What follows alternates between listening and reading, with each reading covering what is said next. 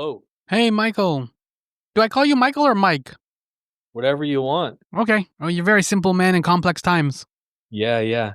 Should I look better? Is this on video or is it just audio? Just audio only, but I do thank you for putting on pants. You don't know that. Okay. I haven't panned down yet. You don't know. That's true. All right. You sleep too much. Yeah. We'll see how when I release it. If the audio is not getting a lot of traffic, then maybe we will let you pan down and then see if that generates a little bit of bump. How about that? Hashtag. Yeah. Okay. Mm-hmm.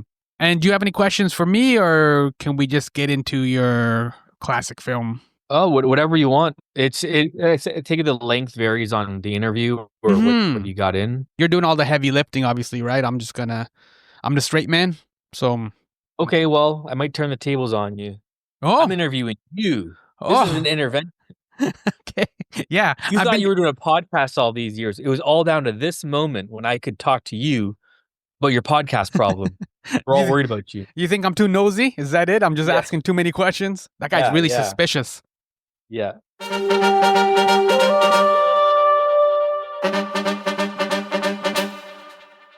Yo, and welcome to My Summer Lair. I'm Sammy. I truly believe zombies are only cranky creatures because we woke them up from their peaceful dirt naps. Younan. All right. What you're about to hear is a passionate conversation between two fans of B-movies and, of course, as always on this program, magic. Some of the movies we talk about include Plan 9 from Outer Space, Ed Wood, yo! Invaders from Mars, They Live, Mall Out of Bubblegum, Night of the Living Dead, and old school classic John Carpenter Halloween. That's why magic comes up, because these movies are truly magic. These movies, they're endearing. With their humble stories, they offer a stark simplicity that weirdly creates a compelling engagement. You eagerly come back to these movies. You happily reference these movies. Yeah, and while these movies are not Citizen Kane polished, especially Ed Wood's Plan 9, the goofiness is merely salt and pepper and makes the whole thing taste even better. Weird is a pop culture hot sauce. The more weirdness you add, the more pleasing your final product is, be it an album or a novel or a movie. Meet Michael Stasko, the director, co-writer, and co-producer behind Vampire Zombies from Space. The description reads, if you put Mel Brooks, Ed Wood, and South Park into a blender, you'd get Vampire Zombies from Space. It's an over-the-top comedy which satirizes and pays homage to drive-in creature feature horror films from the 1950s. Yeah, indeed, truly, honestly, and really, for this movie, you can see the string that holds up the UFO on purpose. It's the same string that holds up the bats as well. These guys, they made a hilarious B-movie on purpose. The movie description continues. From the depths of space, Dracula. Yeah, Dracula. Dracula has devised his most dastardly plan yet, turning the residents of the small town of Marlow into his personal army of vampire zombies. A motley crew. Is there any other kind? A motley crew consisting of a grizzled detective, a skeptical rookie cop, a chain-smoking greaser, and a determined young woman. They band together to save the world from, say it with me, vampire zombies from space! Yo, if you dig Mel Brooks and classic horror movies and B-movies and magic, and you enjoy laughing, this movie is totally your jam. This conversation with Michael was so fun. It's why I have this podcast, My Summer Lair. When was the last time somebody brought up Windsor, Ontario, which is where they filmed this, while talking about Orson Welles and Tim Burton? We even acknowledge Val Kilmer. I'd say more about that reference, but it's top secret. See what I did there? Magic, yo. Vampire Zombies from Space is making the festival rounds. I caught it as part of Canadian Film Fest. If it's playing at a festival near you, it is so pants-worthy. And now, somebody who is a true Earth warrior can defend the universe from vampire zombies from space is Stephanie, and she's got the introduction. Hit it. Sound, the final frontier. My Summer Lair is an enterprise, a pop culture voyage with a continuing mission to explore strange new worlds, to seek out new creators and celebrate established producers. to boldly go where no podcast has gone before. And now here is your host, Sammy Younan. So your movie is called Vampire Zombies from Space, with an exclamation mark. Vampire Zombies from Space. Like, do you have a personal favorite from those three classic horror categories? I guess space is aliens, so it'd be like vampire, zombies, or space. Yeah, man. Well, Plan 9 from Outer Space was a big influence for this, the Ed Wood film. Mm-hmm. It shows too, yeah.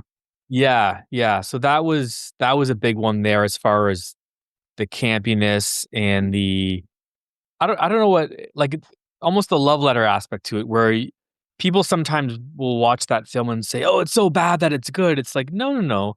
It's like, I know it's bad if you compare it to, you know, Transformer special effects or whatever, but it's like, of the time and what was going on, it's like so endearing. You know what I mean? It's really it's a nice fun watch to have or whatever. So that's a big one. Of those, I mean, the big one for me is Young Frankenstein, but that didn't really have vampire, zombies, or space in it. But that was probably the closest one to what I like. We don't hold any water to that film as far as quality and how amazing it is and stuff. But yeah, there's a lot of those 50s kind of monster movies that, I don't think any of them stand out specifically for as a favorite, I guess. Mm-hmm. When you talk about like some people like struggle with like Plan 9, I found like it depends on when you watch that movie. Like if you watch a movie like I watch Invaders from Mars on late night cable, and there's something about like that 1 a.m., that 2 a.m. slot where like, this movie's amazing. How's this movie not like win an Oscar? Absolutely. Right? Like I was terrified as a kid when I came across it. I didn't know what it was. Fantastic movie, Invader from Mars. But then when you watch a movie, like you said, Plan 9 from Outer Space, if you watch it at like 8 o'clock or 9 o'clock at a reasonable hour, you're like, this movie's terrible. Like, you know what I mean? There's something about it as soon as you get I'm to gonna check my email right now. Yeah. You're right. As soon as you get to that 1 a.m., 2 a.m. slot, it's like, whoa, the quality increases. Well, it was also watching those movies for me, like in the 80s and 90s. It was like you didn't have many options, right? Like there was a few channels, and further, if you went to Blockbuster to rent a VHS, it meant you made a contract. You were going to watch that film all the way. Where I think the audience today can just swipe left and right and click on something new or change it. And I think we're all guilty of it. I've watched the first 5 minutes of many Netflix movies, right? Mm-hmm. But back then, there was something endearing about doing the work and having to get a half hour into it. And once you were a half hour into it and the inciting incident happened, you're on board. So you pre-had that contract with the film before you started watching it. Like, okay, I'm going to watch it all the way through. So you accepted that, okay, this is supposed to be a campy, fun ride thing. Mm-hmm. And I think you nailed it on the head, where it's like the 1 a.m, slightly dream zone that you could put your headspace in. Man, things played a lot differently, and they got goofy on you real fast. And your larynx opened up or whatever, and you start laughing at stuff that is just so dumb or odd, but it's just that time of the twilight of the evening that you're ready for it. Yeah, because I watched like I said, Invaders from Mars, Plan 9 from Outer Space. Them was another 1954 movie. Like, you would just find stuff on late night cable. And also, like you said, you're growing up in the 80s and 90s, so you don't have any context. There's no internet, right? So, like, Yeah. I would just find them or Plan 9 from Outer Space. And at first, you don't know what an Ed Wood is or anything like that, right? So you're like, all right, this movie's got some sci-fi stuff or whatever. Let's go down this road. It's like a dark alleyway, right? You're like, I don't know if when you travel to a new town, you don't know if this is like a safe part of town or not. But you're like, all right, this looks kind of curious. Let's go down this road. It is akin to, and I tell this to screenwriting students that I have, it's like, if you all of a sudden treat real life as you're researching script and dialogue, and I don't know if you find yourself in an uncomfortable situation where you're around strangers and they're weird and they're a different breed than you or a different type, and they're talking about different circles, and you're stuck in that moment, whether it's because you're on a passenger train for a while, you're at a bus stop, whatever it is. Instead of treating that as an uncomfortable thing, like, oh, can't wait to get home and be in my bed and away from the situation, you can stop and decide to be like, no, I'm going to embrace this situation. This is a really cool, fun ride. I'm learning about all these character, facial twitches and all these ways, these manners that people are talking to each other.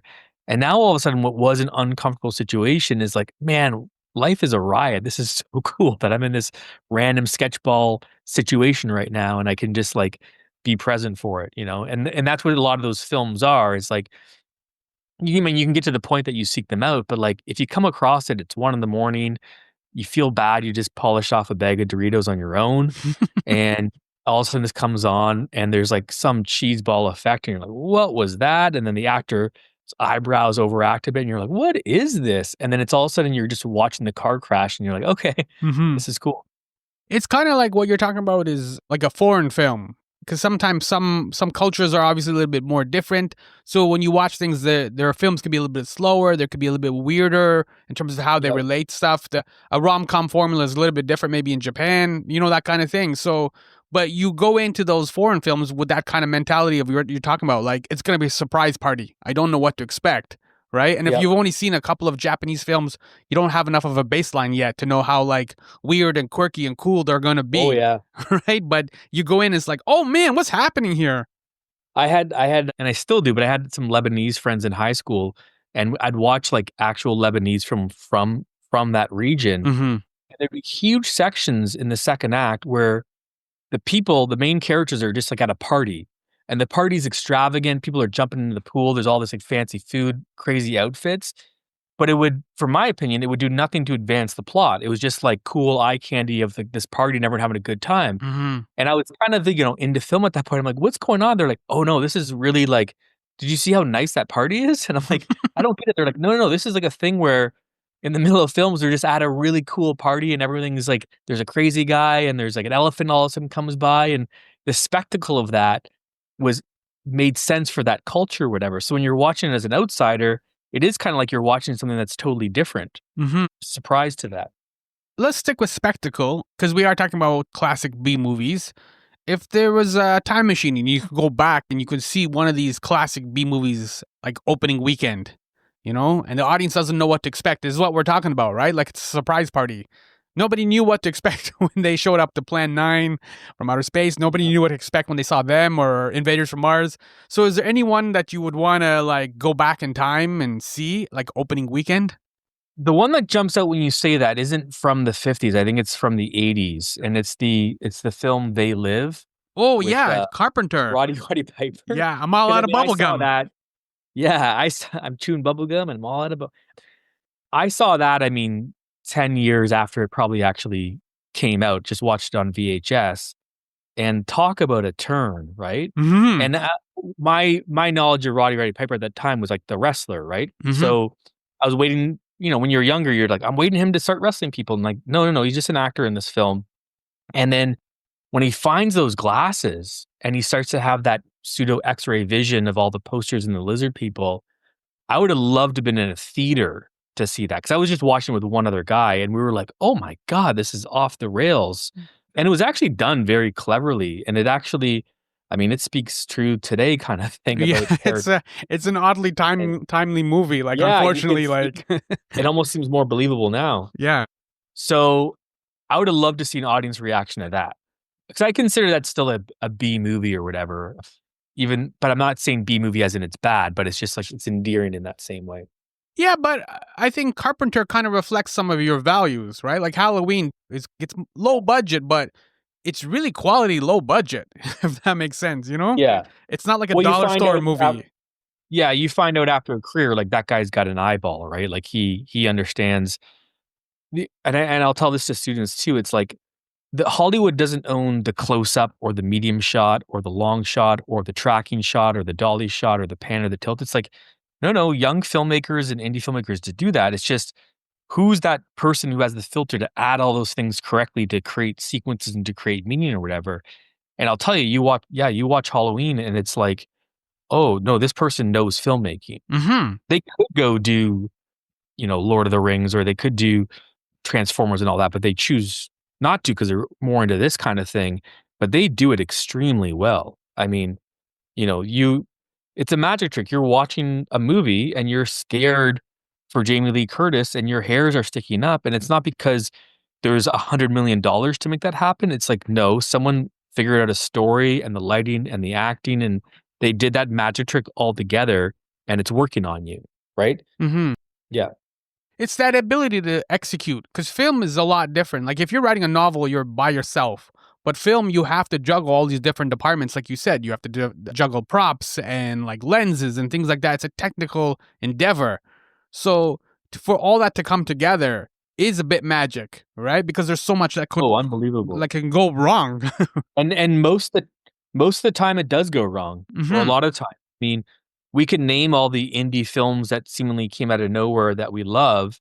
For every one of those, there's 100 other films that died and didn't get distribution and wasn't done well. So it seems there's an illusion of filmmaker or people who watch films and are like, oh, this guy came out of nowhere. Or this girl's film is awesome, and like I can make a film, and you can, and I'm not trying to discourage that, but it's like we don't hear about all the ones that didn't work out or didn't pull off an amazing magic trick, right? Yeah, and it's sometimes too with guys like Carpenter who are deceptively talented. Like it can seem easy. Yeah. Like I'll just first spray paint a William Shatner mask. All right, I'll give him the mechanic overalls, a bib or whatever, and then just like here's a chef knife and off you go. It seems easy, but the execution to do it, it's like playing basketball. There's a difference when you play basketball in your backyard or in your front yard shooting hoops versus like in the NBA. It's the same game, but it's deceptively different. Yeah, and to get it 10% better than the next person is twice the amount of work, right? Yeah, I've shot a 3-pointer before. I've done a layup, and I'm not anywhere near that NBA talent or anything like that. But I can dribble. It's very different.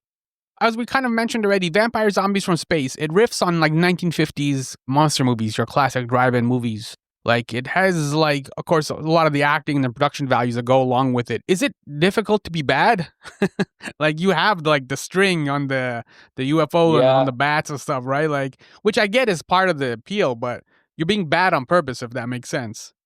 Yeah, it's for that because there's been a lot of parody movies who kind of make fun of the badness of those, and it's the whole stick is them pointing out how those movies were bad. Where our approach was more so we love the aesthetic of that. So we need to go out of our way to heavily plan to recreate that aesthetic. So there's not really like improvisation in how we shot that whole thing. Like everything was like detailed shot list. If I had to get 47 shots that day, we tried to get all 47 shots, and we knew what lens, what props we needed, what actors. So yeah, to get some of those cheese effects what was a lot of work and weeks of planning and sometimes months of planning to build certain assets. So our team that did the special effects, Sebastian Caspar Woods and Mitchell Bragdon and Stephanie Johnson, you don't just show up the day and be like, okay, I need a head cut off this day. What can you do? It's like, no, I talked to them 6 weeks about that gag, and they had to like go to the actors, build the mold and do that and make it look like that aesthetic cheesiness, but it's still just as much work to create that kind of cheeseball look for it. Did you have like a cheeseball, like a spectrum, I guess? Or did you feel like it was too good at certain points? You would ask them to pull it back or like, you know what I mean? Like, we don't see enough string on the bat, like, so. Well, there was, ironically, as there's so much practical effects in the film where we did stuff in camera, there are a couple shots where we actually added more string into the shot because there's a few things where we had to green screen out stuff and then the string would get lost because it's a small asset. And then we would digitally add in a string to make it look like an organic string back, which is very ironic that you're going out of the way to remove the asset you would normally do or whatever. And then there's things where, there was a lot of like, let's push the envelope. The idea was like joke per joke, like how many jokes per second can we fit in? Because you can always add air later on. You can always take out stuff. But if you don't actually create the asset, there's nothing to air out. So there were even some moments of dialogue that I thought might have pushed the boundaries a little bit or been too silly or whatever. But most of that stuff stayed in once we got kind of audience reaction to it. That idea of joke per second or as many jokes as you can fit in a given minute, that's very Mel Brooks. He's like a comedy grenade, right? He just goes off. Even like when he's made movies like Spaceballs, which is an incredible movie, but just like even when he does interviews or anything like that, like he's rapid fire that way. Yeah, and it goes in and out of vogue and style. I think the general comedy that comes out right now that Hollywood is showing is pretty much a safer comedy. and it's based on premise, and then there's like some second act montage, and there's supposed to be humor from that. But I remember the comedies of like the late 80s and early 90s where it was just joke after joke after joke kind of thing. And Spaceballs is a great example of what I yeah, just yeah. mentioned. Like, that's wall to wall jokes. Yeah, wall to wall jokes like Dumb and Dumber, Mm-hmm. and it's just wall to wall jokes. And I think I don't really see, at least in the last 5 years, any comedies coming out kind of doing that. So we kind of carried that torch at the beginning of like just, a lot of stuff we cut. Like we cut whole scenes from Vampire Zombies. The cut that I had that I felt I was satisfied with for this film was at like an hour 56, and then we ended up getting it down to like an hour 33. It wasn't just like I already done tightening at that point. Like we actually removed whole scenes or sequences where we're just like, yeah, there's only 2 jokes in that 2-minute sequence, gone. Mhm. We made sure the plot still made sense or whatever. So it was just how many we could do. And then even after in the edit, my co-writers on the project, Jake Scrippa and Alex Foreman, we added a lot of voices of like ADR stuff. So if you watch the film, and maybe if you give it a second viewing and pay attention to the wall in the background, it's all just us adding jokes in over top to fill in those gaps and not giving you a chance to breathe. There's very few scenes in the film where it's like you do naturally need that denouement where you sit a little bit, and we have a little bit of a jail cell scene for that. But even like 30 seconds in that jail cell scene, we're doing cutaways to other jokes that we added afterwards. There's not much of a downtime, I guess. Tim Burton had a great line about Ed Wood. This is when he was promoting the movie that he made with Johnny Depp. And Tim Burton said that Ed Wood, when he was making Plan 9 from Outer Space, it was like he was making Star Wars, right? Like, Ed Wood is bad, but at the same time, what makes him so good is his passion. And like, I can see Vampire Zombies from Space. It's being a love letter to Ed Wood because it's an ode to passion as well. You guys making this movie clearly have the same passion that Ed Wood does. Thank you. Thank you. That's a nice compliment. And I think you're absolutely correct with it. Ed Wood wasn't sitting there trying to make that movie because he had nothing else to do or whatever. It's like, as crazy as you could say his taste was, right? And a lot of it, like when you're a director, it's like, does your taste match enough of an audience who will watch its taste, right? Mhm. So there's like great filmmakers, and you can be like, I just don't like their films. Well, their films are fine. Their films are great, and enough people do like them. So 2 things can be right at the same time. That can be a good film, and you can also not like that film, right? Mhm. It's just not your taste. It's not your speed. So Ed Wood had a very distinct taste, and mainstream audiences, and you could still argue, I wouldn't fault anyone who watches an Ed Wood film and be like, I don't get this. I don't like it. It's like, Mhm. yeah, that's totally valid. But there's no denying this that whole film is a filter or lack of filters from Ed Wood, Yeah. right? It's like he made decisions, or by his indecision, all that up there is a fingerprint of him. And I mean, I never met Ed Wood or whatever, but I've also, I've seen the Johnny Depp, Tim Burton Mhm. film and all that, and so that's what I assume actually happened or whatever. Mhm. That's a work of fiction. He was a passionate filmmaker. You know what I mean? Mhm. He believed in himself. He didn't let things get him down. And I do love the idea. There's a skill set that he has that often does stall out filmmakers' careers. Where if you run into an obstacle, doom and gloom, we can't get past this obstacle. How do I want to rework this? I lost some money. I lost some of this actor that was attached. Oh, this prop fell down. From what I've heard and what I've seen of Ed Wood, it's like you lose this, you lose that. Okay, let's move on. Mhm. What can we? And it's just like problem solving, or whatever. You could argue that his problem solving was bizarre Mhm. and made things cheesy, and that's kind of the charm of it. But talk about the move forward, full steam ahead. I'm now at the point where I have enough scars through filmmaking where max I'll cry over something secretly for 20 minutes, and then it's okay. What's the problem to figure this out? How are we going to do that? Mhm. And you get better and better as a filmmaker, where I've seen people freeze up early in their career because it's like, oh, but I have to go to this meeting and find funding for it, or I have to send an email to this actor, or I have to. It's like, yeah, you got to put in crazy amounts of hard work to make that happen, and you're going to get tons of rejection, and it's just like, okay, 20 minutes, and then it's gone, and then go on Mhm. with it.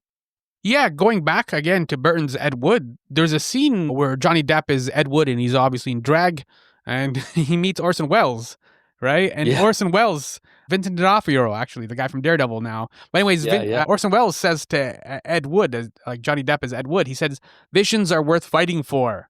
It's a really inspiring moment, right? Visions are worth Yeah. fighting for. Like, and he goes on to add, like, why spend your life making someone else's dreams? And Ed really kind of took that to heart and it kind of galvanizes him in terms of making his movies. And that's what you're talking about. Like, visions are worth fighting for. As much as you said, like, actors will drop out or financing will fall through or, like, you know, maybe it's raining that day and it's supposed to be a sunny movie or something. you gotta deal all these problems. But the visions are worth fighting for and you push through and you figure out a way. And if you look at that era of filmmaking, one could argue if you do those, I don't like these ranking things where they say Ed Wood's the worst director of all time, and then you look at Orson Welles and you're like, he's the best director of all time. Well, guess what? At one point, they were both making films at the same time, and they both had that same mantra. Mm-hmm. Different results and different styles and different tastes, for sure. But cutting to 80 years later, like we're talking about both of them. You know what I mean? And there's about 20,000 other directors from that era that we're not talking about, you know? So the common thing that people are maybe attracted to is like a storyteller with a vision that sees it all the way through 100% and fights for that all the way through, you know? Let's stick with storyteller with a vision because one of your actors in Vampire Zombies from Space is Judith O'Dea, who was Barbara. They're coming to get you, Barbara, from Romero's Night of the Living Dead, 1968, another classic. Did she ever talk to you about working with George and like maybe on set, or did she ever tell you any stories or what that experience was like?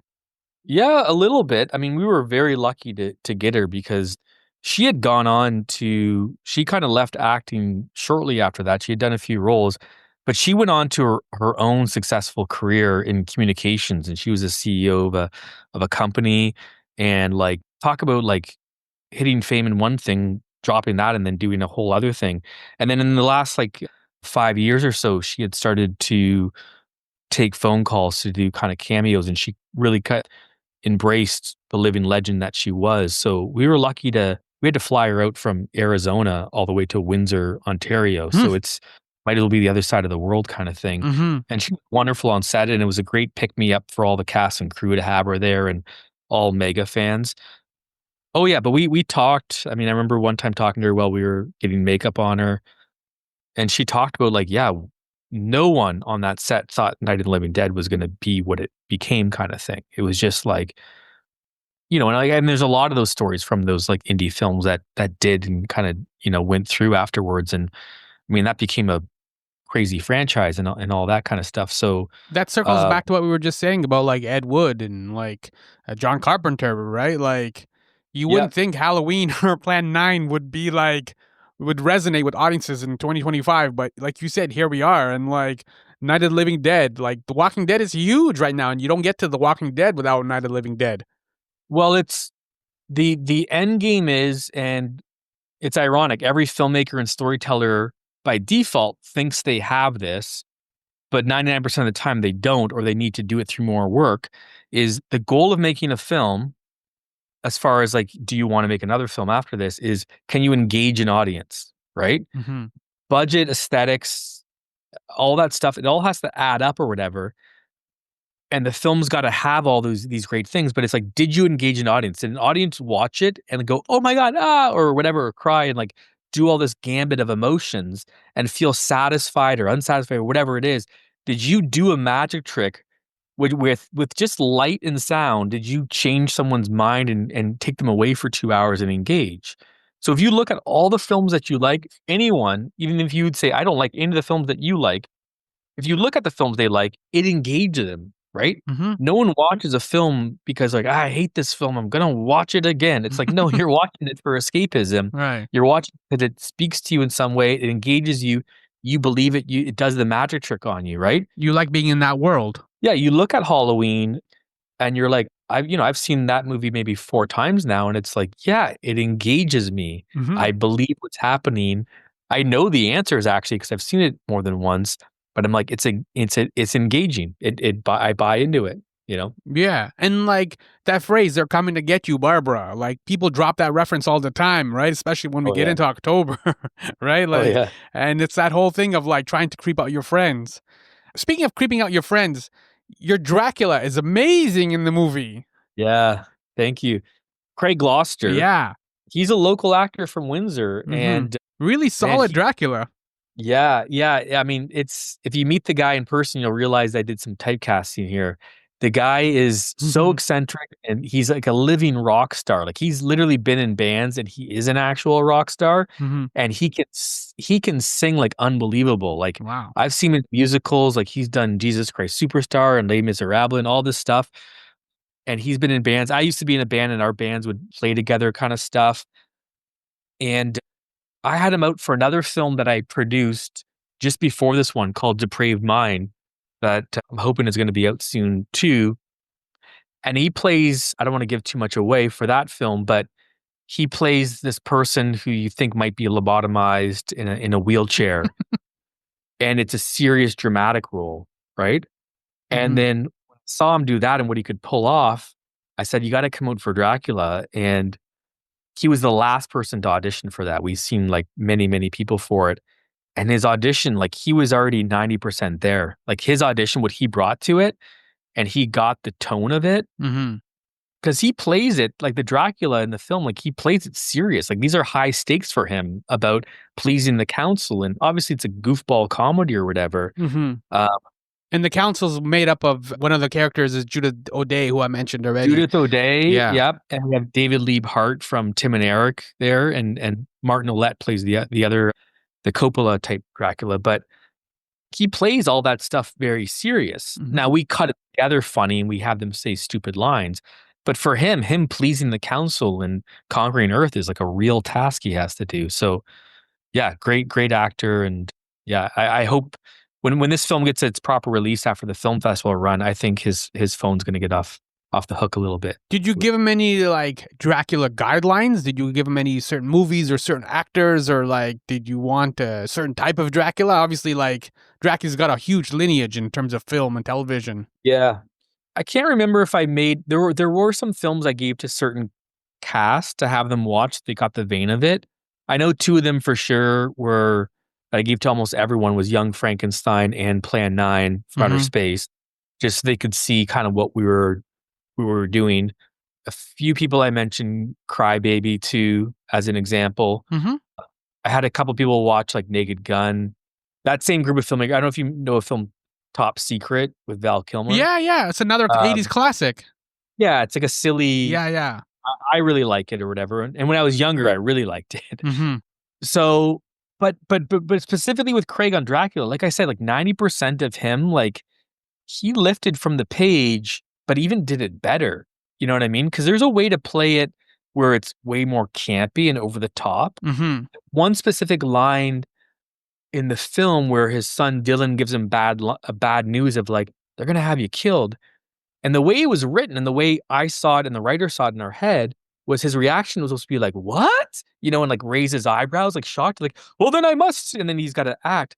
And that's how I saw that line, and on the day, he was told, "They're gonna kill you," and his reaction was like, "What?"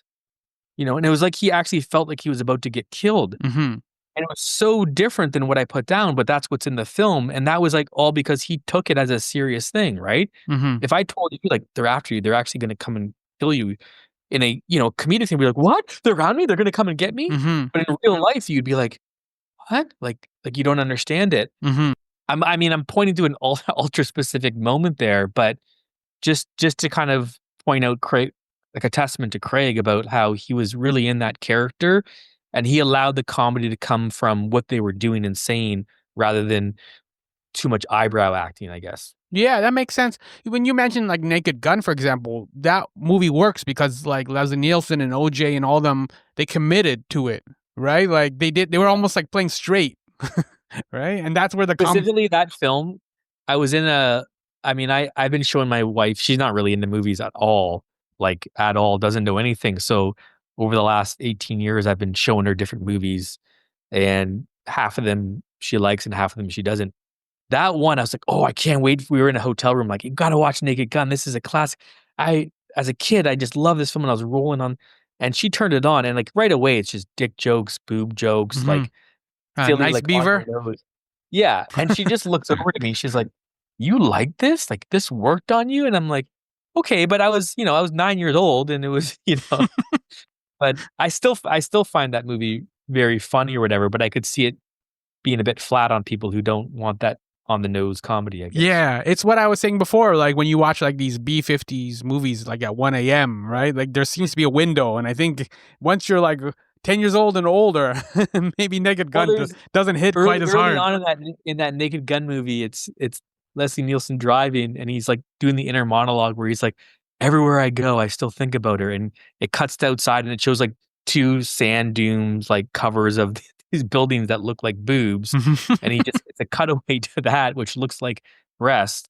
And if you're a 9-year-old, that's just the funniest thing that could Yeah. ever happen. But if you're like a 38-year-old mom, you're like, who did I marry? Like, why is this guy laughing at Yeah, all that? yeah. Before your marriage goes any further, though, like we also got to celebrate where you're from too, because Windsor, Essex has been good to you. You Very you, good. you Yeah. mentioned like Sandler's Pond, which is referenced in Vampire Zombies from Space. That's a real place. Yeah. When we tend to watch movies or TV shows, we get a lot of Toronto and we get a lot of Vancouver or BC, I guess, right? Like, Yeah. Yeah. X-Files and Supernatural all out BC. A lot of the Netflix stuff is here in Toronto. What do you find so inspiring about Windsor? It's like a real Canadian underdog in terms of cinema. Oh yeah, super underdog if you're throwing it up against Vancouver and Toronto for sure. Mm-hmm. This is where I was born and raised. I did my undergrad here as well. I left for 13 years for school and work, and I lived in Toronto and New York City and Ottawa. But I ultimately was fortunate to come back for work, and I've been here for a bit over 10 years. I've been back here, and I mean, I've shot 7 features, and I think 6 of them I've shot down in Windsor. The Including community this down here one. is including this one. Yeah, we shot it all in Windsor, Essex. The community here has such an appetite for film. We have a giant film festival, the Windsor International Film Festival, that is just growing at least 2x every year. Mm-hmm. And when you say you're shooting a film, and maybe it's from my point of view, because I have a bit of a track record down here of of success with the films traveling a bit outside of Windsor. I mean, people were like, "Yes, please use my location." Oh, and yeah, it's of course it's free, and like we're gonna get you coffee actually, and like the Nice. parking is $0. And I've shot in Toronto where your parking for the cast and crew is $5,000 that day because you're right at Dundas and whatever. So your dollar goes, I'd say, at least 5 times the distance down here, and the support you get from the community. I mean, one of the last scenes in Vampire Zombies from Space, there's several scenes with extras, but we had one of the exterior ones. We needed 180 people that day, and we had an overwhelming response of people just coming out to volunteer to be background performers in that. And then Mm-hmm. we show the film locally. It's like people coming in full costume and just kind of it really is collective effort. So you're watching that film and it's not just a gig that someone shot down here. It's like, no, the community made this film and decided to buy into it, and they really feel ownership over it because they absolutely are part of that. Oh, that's a cool way to put it. Last question. I know we've been talking about Vampire Zombies from Space, but you are also working on something called Landmarks and Lunch with Sookie and Lee and Oh, yeah. Kevin McDonald. What is that, or can you say anything at this point? Yeah. It's a show I'm doing for Bell. And I mean it's very different than Vampire Zombies. This is a lifestyle show. It's basically we go to small towns across Ontario that have really cool locations. So hence the landmark thing. Mm-hmm. We go to this really unique small town that has a really unique location that maybe other people across Canada wouldn't hear about otherwise unless we did an episode about it. And we get a Canadian celebrity to show up at the location, check it out. We have an interview where they walk around, and it's kind of a celebration, like an interview format thing where they walk around the location and they talk to the celebrity about, hey, you've had a great career. What's going on with it? What are you up to lately? Mm-hmm. Tell me some interesting stories we're not going to hear otherwise. Eventually, that segues into them talking about food. And specifically, they talk about a nostalgic comfort food that this is their go-to meal. So it could be like grilled cheese and tomato soup or whatever, or a hoagie. We had Rob Wells from Trailer Park Boys do one episode, and spoiler alert, he talks about the hoagies or the Daenerys out in Halifax and stuff. And it's a chance for them to kind of talk about their comfort food and kind of disarm them and not do a more formal interview where it's like you're sitting across and there's microphones and lights, but just like they're just in their own character kind of talking about it. So, I mean, yeah, wildly different than Vampire Zombies. So people like that film, don't watch that show expecting more of that. It's a very People are eating sandwiches, not each other, right? Is that what you're saying? It's like, people having conversations, eating sandwiches, not each other. Exactly. Should be a tagline for the show. Yeah. People eating sandwiches, not each other. There you go. Thank you, Mike, so much for the time. Thank you so much for Vampire Zombies from Space with the exclamation mark. We covered quite a bit from like Plan 9 from Outer Space to Night of the Living Dead to Naked Gun. That's always a good conversation when you can drop some of those classics in there. Yeah. Thank you so much for having me on.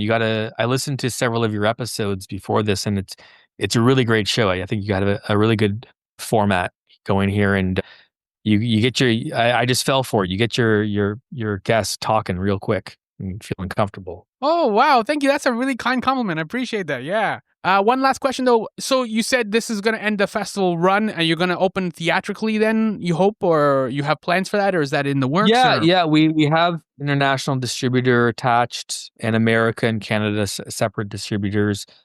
So we're just kind of figuring out the timing of getting them all to do the release at the same time. It will do minimum. It's going to do, with 10 cities in Canada. So what we feel that this is, most small films will lose money doing their theatrical run before they do the streaming and the Blu-ray and all that. Mm-hmm. We feel this is one of those films that is definitely best seen in a group and an audience experience and contagious laughs. So we'll do a few weeks with that, hopefully later in the summer or at the very least early fall with it. So yeah, check it out. It's like stand-up comedy, right? Like I recently went to a comedy club and it's like, a comedian will make a joke and then some people will laugh at it and other people will be like, oh, I don't get this. Like, it doesn't make sense. I don't know this reference, whatever. But for like, yeah, what you're talking about, like, if you know this world, if you know Vampire Zombies from Space, like, then you get the joke, right? And you're like, yo, I'm in, like, right? Like, you don't have to explain it. From the onset, it's like, you make a film. I knew it's not going to be for everyone, but what I wanted to do was, for who the target audience is, I want to hit that audience really hard, right? I want that target audience to really, really love it. And then if other people think it's okay, or if it's not for them, that's fine too. That's not in my control, but we've got really good feedback so far in audience reception. So way to go. Thank you so much for the time. I appreciate it. Thank you so much for the movie. High five to you and the team. You guys did a great job. All the blood and guts. It was a lot of fun. I appreciate it. Cool.